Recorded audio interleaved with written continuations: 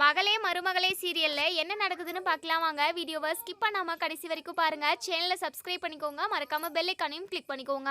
இப்போ நம்ம துளசி சின்ன தம்பி கிட்ட, இங்க பாரு சின்ன தம்பி, இந்த அம்முவை நீ மறந்துதான் ஆகணும். இந்த அம்முக்கு ஏற்கனவே கல்யாணம் நடந்திருக்கலாம், இல்ல அவங்க வாழ்க்கையில என்ன வேணாலும் நடந்திருக்கலாம். அவங்களவே நினைச்சுக்கிட்டு உங்க வாழ்க்கையை ஸ்பாயில் பண்ண போறீங்களா அப்படின்னு சொல்லவும், இல்ல சின்னம்மா, எக்காரணத்துக்காகவும் நான் என் அம்முவை மறக்கவே முடியாது அப்படின்னு சொல்றாங்க. இதை கேட்ட சூடாமணி, ஓ ஏதோ ஒரு துளசி பின்னாடி ரகசியம் இருக்கு, இந்த ரகசியத்தை நம்ம கண்டுபிடிச்சே ஆகணும். ஒருவேளை இந்த சின்ன தம்பிக்கிட்ட இருக்கிற ஃபோட்டோவில் இருக்கிற சின்ன பொண்ணு இந்த துளசியாக இருப்பாளோ, அதனால தான் இப்படியெல்லாம் பேசிக்கிட்டு இருக்காளோ. சரி, எப்படியோ ஒன்று இந்த சின்ன தம்பியையும் துளசியையும் இந்த வீட்டை விட்டே ஓட வைக்கணும் அப்படின்னு சொல்லிட்டு சூடாமணி நினைக்கிறாங்க. அவங்க அப்பா அம்மா கிட்ட எல்லாருக்கிட்டையும் சொல்லி எப்படியாவது இந்த துளசியை வீட்டை விட்டு துரத்தணும் அப்படின்னு சொல்லிட்டு பேசிக்கிட்டு இருக்காங்க.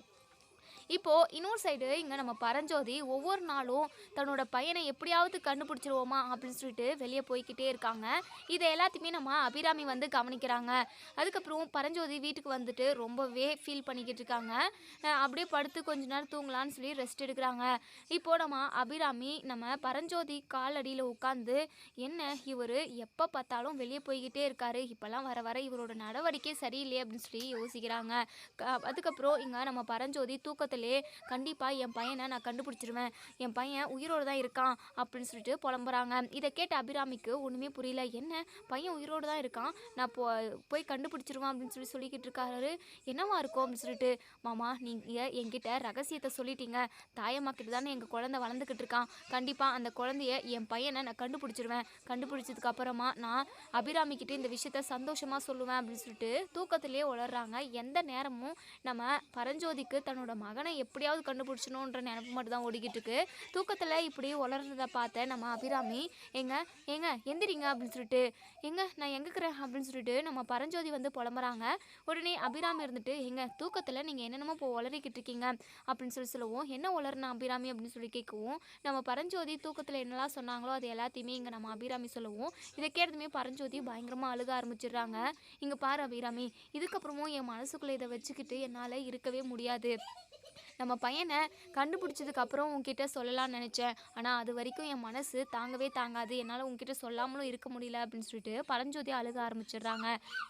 என்னங்க ஆச்சு, எதுக்காக நீங்கள் இப்படி அழுகுறீங்க, என்னன்னு சொல்லுங்கள், என்ன விஷயம், என்ன ரகசியம் சொல்லுங்கள் என்கிட்ட, எதுவாக இருந்தாலும் எவ்வளோ பெரிய பிரச்சனையாக இருந்தாலும் நான் பார்த்துக்கிறேங்க அப்படின்னு சொல்லிட்டு அபிராமி சொல்கிறாங்க. உடனே நம்ம பரஞ்சோதி இருந்துட்டு, இங்கே பாரு அபிராமி, நமக்கு பிறந்த குழந்தை இப்போது உயிரோடு தான் இருக்குது அப்படின்னு சொல்கிறாங்க. இதை கேட்ட நம்ம அபிராமி பயங்கரமாக ஷாக் ஆகுறாங்க. என்னங்க சொல்கிறீங்க அப்படின்னு சொல்லிட்டு, ஆமாம் அபிராமி, இந்த விஷயத்த பெரியப்பா தான் என்கிட்ட சொன்னார், அவரை நான் பார்க்க போனல ஹாஸ்பிட்டலுக்கு, அப்போது என்கிட்ட தான் ரகசியமாக சொன்னார், அப்போது முத்துங்க அப்படின்னு சொல்லுவோம், முத்து நமக்கு பிறந்த குழந்தை கிடையாது அபிராமி சொல்லுவோம். என்னங்க சொல்கிறீங்க அப்படின்னு சொல்லிட்டு, ஆமாம், அப்போது முத்து யாரோட குழந்தை, சிவகாமியோட குழந்தை தான் முத்து அப்படின்னு சொல்கிறாங்க. இதை கேட்டதுமே அபிராமிக்கு இன்னும் பயங்கர ஷாக்கிங்காக இருக்குது. இதை நான் என்னால் நம்ப முடியாதுங்க, நீங்கள் பொய் சொல்கிறீங்க அப்படின்னு சொல்லிட்டு அபிராமி சொல்லவும், இல்லை அபிராமி, நான் சொல்கிறது தான் உண்மை, அந்த மாற்றின விஷயம் இங்கே அந்த பெரியவர் வந்து என்னெல்லாம் சொன்னாரோ அது எல்லாத்தையுமே இங்கே நம்ம அபிராமி கிட்ட சொல்கிறாங்க. பயங்கரமாக ஷாக் ஆகுறாங்க. அதே சமயம் அந்த பெரியவர் மேலே பயங்கரமாக கோவப்படுறாங்க. இப்போவே அந்த ஆளை நான் உண்டுலன்னு பண்ண போகிறேன் அப்படின்னு சொல்லிட்டு அபிராமி கோவமாக கிளம்பவும், அபிராமி நில்லு அபிராமி அப்படின்னு சொல்லிட்டு, என்னை தடுக்காதீங்க அப்படின்னு சொல்லிட்டு, இங்கே பாரு அபிராமி, இதுக்காக தான் நான் உங்ககிட்ட மறைக்கணும்னு நினச்சேன், தேவையில்லாமல் பண்ணிக்கிட்டு இருக்காத, அவர் பண்ண பாவத்துக்கு தான் இப்போது அனுபவிச்சுக்கிட்டு இருக்காது, நீ எதுவும் பண்ணாத, நம்ம பையனை ஃபஸ்ட்டு தேடி கண்டுபிடிக்கணும், எங்கெங்கே தேடுறது, எங்கெங்கே இருக்கான், அவனோட ஃபோட்டோ எதுவுமே நமக்கு எந்த டீட்டெயிலுமே தெரியாதே அப்படின்னு சொல்லவும், உடனே நம்ம பரஞ்சோதி இருந்துட்டு, அவன் தாயம்மா கிட்ட தான் வளர்ந்துக்கிட்டு இருக்கான் அப்படின்னு சொல்கிறாங்க. என்னங்க சொல்கிறீங்க அப்படின்னு சொல்லிட்டு, ஆமாம் தாயம்மாவா, தாயம்மா இந்த எங்கேயோ கேள்விப்பட்ட மாதிரி இருக்கே இந்த தாயம்மான்ற பேர் அப்படின்னு சொல்லிட்டு நல்லா யோசிக்கிறாங்க.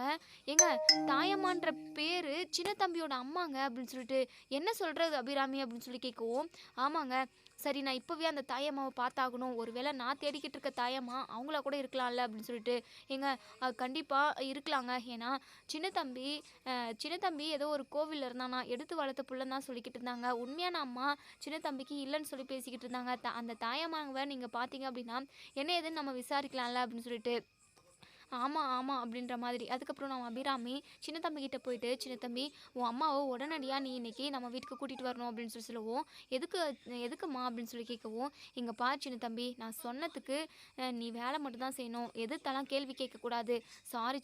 சாரிம்மா" அப்படின்னு சொல்லவும், "சாரி எல்லாம் ஒண்ணும் தேவையில்ல. போய் உடனே கூட்டிட்டு வா" அப்படின்னு சொல்லிட்டு, இங்க சூடாமணி அந்த கும்பலுங்களே பார்த்துக்கிட்டு இருக்காங்க. முக்கியமா செண்பகம். செண்பகம் வந்து ஒரு ஐடியாவுல இருக்காங்க. எப்படியாவது துளசிய தன்னோட பையனுக்கு கல்யாணம் பண்ணி வச்சுட்டா, மொத்த ஜமீன் சொத்துமே நமக்கு வந்து சேர்ந்துரும்னு சொல்லிட்டு, இப்போ இங்க செண்பகத்துக்குமே இந்த விஷயம் தெரிஞ்சா கண்டிப்பா மிகப்பெரிய அதிர்ச்சியா தான் இருக்கும். ஏன்னா நம்ம சின்ன தம்பி வந்து அ அதாவது அந்த வீட்டுக்கு ஜமீன் ஆயிட்டாங்க அப்படின்னா, கன்ஃபார்ம் நம்ம அபிராமி வந்து துளசிய வந்து கல்யாணம் பண்ணி வைக்கிற சிச்சுவேஷன் தான் வரும். இப்போ நம்ம சின்ன தம்பியுமே அவங்க அம்மாவ கூட்டிக்கிட்டு வீட்டுக்கு வராங்க. அந்த தாயம்மா உள்ள வரவும், நம்ம பரஞ்சோதி தாயம்மாவ பார்த்துட்டு பயங்கரமா ஷாக் ஆகுறாங்க. "அபிராமி, இவங்க தான் அந்த தாயம்மா. இவங்க தான் உங்க பெரியப்பா வீட்ல வேலை செஞ்சுக்கிட்டு இருந்தவங்க.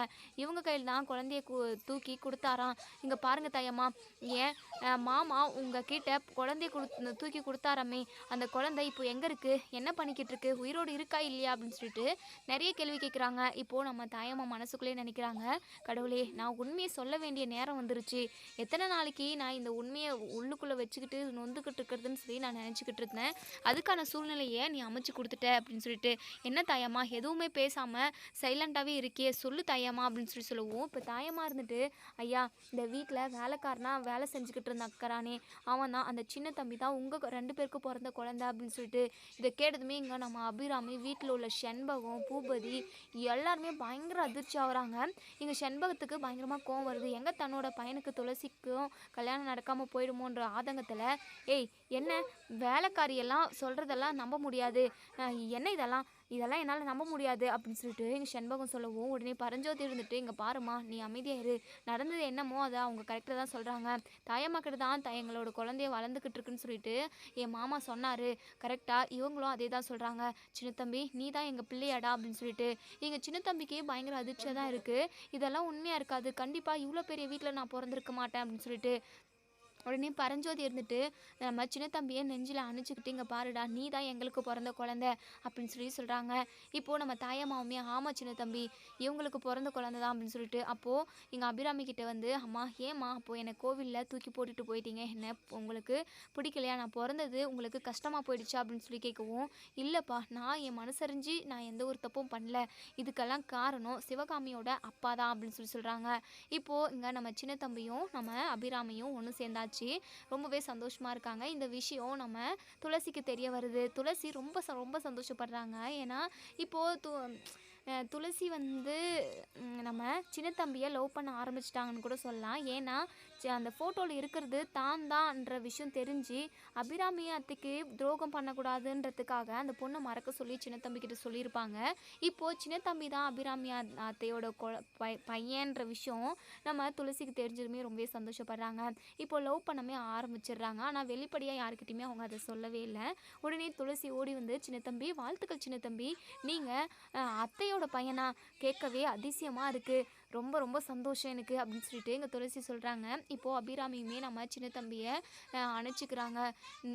எங்களை அம்மா அப்பான்னு கூப்பிட்றதுக்கு எங்கள் ரத்த உறவு இல்லாமல் போயிடுச்சுன்னு சொல்லிட்டு நான் ஒவ்வொரு நாளும் எவ்வளோ வருத்தப்பட்டுக்கிட்டு இருக்கேன் சின்ன தம்பி, உனக்கே தெரியும்ல. என்னுடைய குழந்தை நீ 10 மாதம் சுமந்து பெத்த பையன்டா நீ அப்படின்னு சொல்லிட்டு உடனே இங்கே நம்ம முத்துவை நினச்சி அழுகவும் ஆரம்பிச்சிடுறாங்க.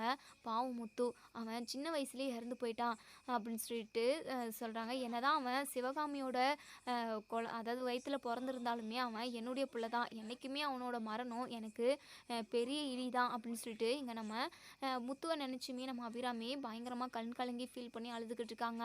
இப்போது இங்கே செண்பத்துக்கு பயங்கரமாக கோவம் வருது. அவங்க வீட்டுக்காரர்கிட்ட, "ஏங்க சும்மாவே இருக்கீங்களே பார்த்துக்கிட்டு, நம்ம பையனுக்கு துளசி கல்யாணம் பண்ணி வச்சு இந்த ஜமீனோட சொத்தை எல்லாத்தையுமே ஆட்டைய போட்டலாம்னு நினச்சோம். ஆனால் இப்போ அது நடக்காது போலவே. எப்படியும் சின்ன தம்பிக்கு தான் இந்த துளசியை கல்யாணம் பண்ணி கொடுப்பாங்க. இதுதாங்க நடக்க போகுது. ஏதாவது சதி பண்ணி இந்த துளசியை வீட்டை விட்டு துரத்தினா மட்டும்தாங்க" அப்படின்னு சொல்லிட்டு, "கவலைப்படாத, எல்லாத்தையும் நான் பார்த்துக்கிறேன்" அப்படின்னு சொல்லிட்டு சொல்கிறாங்க. இதோட இந்த ரிவ்யூ முடியுது. இதுக்கப்புறம் என்ன நடக்க சொல்லி வெயிட் பண்ணி பார்ப்போம் ஃப்ரெண்ட்ஸ். நம்ம துளசிக்கும் நம்ம சின்ன தம்பிக்கும் கல்யாணம் நடந்தால் ரொம்பவே நல்லாயிருக்கும் அப்படின்னு நினைக்கிறவங்க இந்த வீடியோவுக்கு லைக் பண்ணி தெரிவிங்க. அதே சமயம் முத்து இறந்ததுக்கு காரணம் சிவகாமி தான். இந்த விஷயம் சிவகாமிக்கு அபிராமிக்கு தெரிய வந்தது. அதாவது முத்து தான் தன்னோட பையன், தன்னோட பையனை நம்மளே கொன்னுட்டோமே அப்படிங்கிற குற்ற உணர்ச்சி அவங்களுக்கு கொன்னுடும். இந்த விஷயம் அவங்களுக்கு சீக்கிரமாக தெரிய வந்தால் இன்னுமே நல்லாயிருக்கும். அதே சமயம் முத்து சாவுக்கு சிவகாமி தான் காரணன்ற விஷயம் அபிராமிக்கு தெரிய வந்தால் அபிராமி இந்த சிவகாமியை துப்பாக்கியால் சுட்டே கொன்றுவாங்க. என்ன நடக்கும் அப்படிங்கிறத நம்ம வரப்போகிற எபிசோடில் பார்த்து தெரிஞ்சுக்கலாம். வீடியோ பிடிச்சிருந்தா லைக் பண்ணி கமெண்ட் பண்ணி தெரிவிங்க. தேங்க்யூ.